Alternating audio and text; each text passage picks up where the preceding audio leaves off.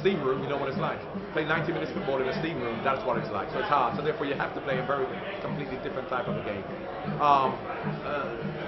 The European teams aren't as good as they were. The Germans, the Italians, they're not as good as they were 10 years ago. England, to a certain extent, aren't as good as they were, but they potentially can be with this young squad if we stick with them and we don't put them under too much pressure and criticize them too harshly. The South American teams have improved immensely.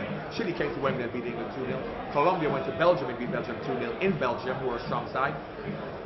The fifth best South American team is Uruguay, who are to beat Jordan, and how good are they? So for me, the South American teams are too strong, particularly in their own environment, for a European team to win.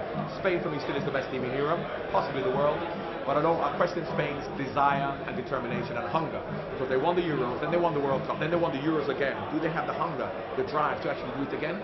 Not the ability, of course, it's unquestionable. So I think Brazil will win the World Cup, but I think that the South American teams will dominate.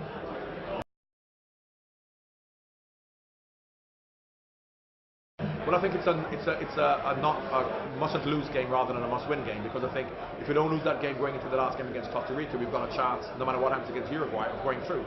Whereas if you lose it, it's going to be much more difficult. We will play very similar to the way we played against Peru, so what we have to do, because England are at a disadvantage more than any other European country because of the nature of the game in England, in terms of the frenetic pace that we play, the tempo we play in and out of possession. You can't do that in August, in any country, even in England, never mind in the conditions in Brazil. So therefore, we will play a different game which is totally alien to us. Although the European teams, Italy, Germany, Spain, maybe they're not used to conditions, but the way their game is played is a much slower pace than us, so they'll probably be able to adapt their game quicker than we can.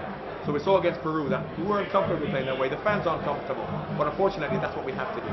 So I always say, in the year of the World Cup, that is the way we should play even in the friendly matches.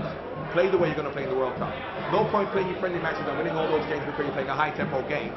Then 2 games before the World Cup say, right, we have to change the way we play now because we're not going to be able to play that high-tempo game.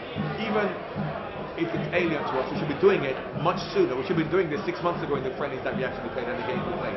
And then, come the World Cup, we'll be much more used to the method of playing the way that we have to play the World Cup. I'm tipping Brazil for the World Cup, which I don't think you'll get very good odds on. But an outside bet could be Colombia.